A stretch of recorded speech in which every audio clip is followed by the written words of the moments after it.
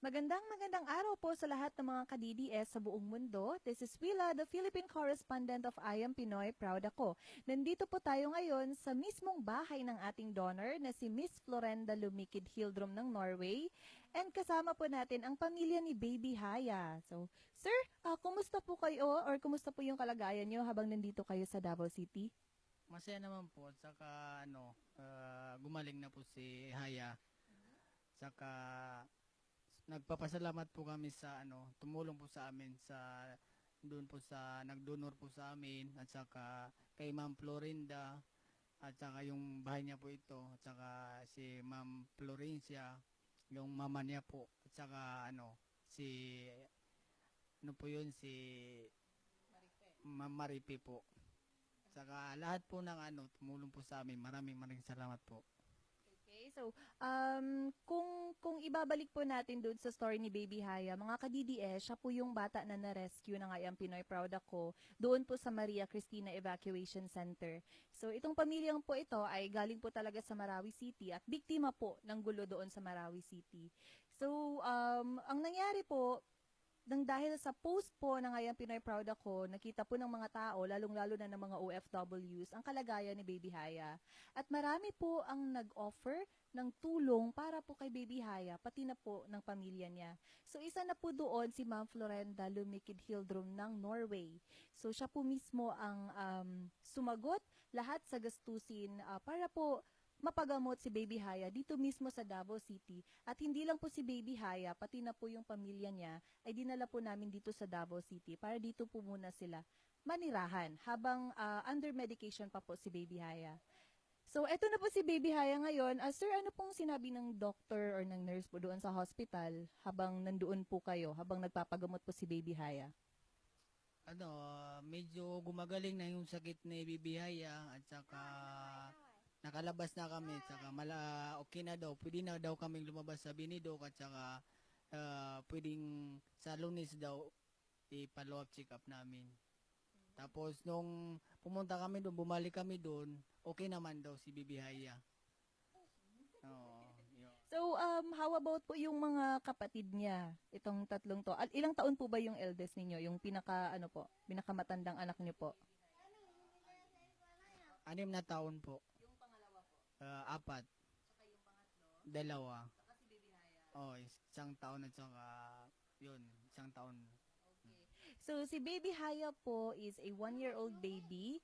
At nung first time po na nakita namin, si Baby Haya sa Maria Cristina Evacuation Center, talaga pong napansin na namin at hindi na po namin tinantanan. Kasi po sa amin talaga, kailangan mapagamot na si Baby Haya sa hospital. Kasi hindi po conducive yung evacuation center na doon po siya manirahan.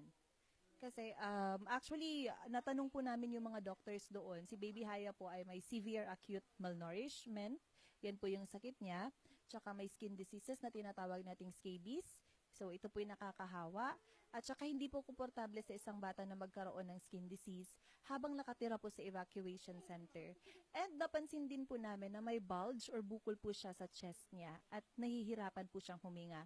Kaya po, malaking pasalamat ng I Am Pinoy Proud ako sa ating donor na si Miss Florenda Lumikid Hildrum ng Norway. Kasi po, sabi ko nga kanina, sinagot niya lahat. Yung pagpapagamot kay Baby Haya, pati na po ng pamilya niya, dinala po dito sa Davao City at pinatira po sa mismong bahay niya. So, in behalf po sa I Am Pinoy Proud ako, Miss or Ma'am Hildrum, thank you very much. And naway, pagpalain po kayo ng puong may kapal at naway, marami pa pong kayong matulungan in the future. So, ito po, ano na lang po mensahe ninyo, sir? Nagpapasalamat po ako kay Ma'am Florinda at saka yung tinulungan niya po kami. Sana po ma'am, marami pa kayong matulungan na ibang tao kasi napakasaya po ma'am talaga sa amin na hindi namin akalain na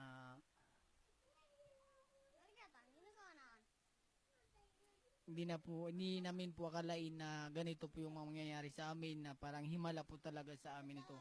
Kahit na nagbakwit kami, nasira yung bahay namin, nasira yung tinitira namin, na mayroon palang himala na mangyayari sa amin, tutulong sa amin dito sa sa sa evacuate na si Ma'am Florinda at saka yung mama niya at saka si Ma'am Willa. And thank you po sa lahat saka sa lahat ng tumutulong po. Thank you. Thank you very much po. So maraming salamat din po kasi nabigyan nyo kami ng pagkakataon na at least po mabigyan kayo ng tulong sa pamamagitan po ng ating donor. Ayan. So before po tayo magtapos, papakita po namin si Baby Haya sa inyo. Yan, pakita niyo po si Baby Haya. Ayan. So siya po yung nasa pictures ng I Am Pinoy Proud Ako na page na sobrang payat na bata before. Ngayon po talagang malusog na. Nakikita po natin na nawawala na po yung skin diseases niya sa katawan. Tsaka nakakagalaw na po at nakakangiti na po. So, ayan mga ka-DDS sa buong mundo. Thank you very much. Again, this is Willa, the Philippine correspondent of I Am Pinoy Proud Ako. Ayan, I Am Pinoy Proud Ako.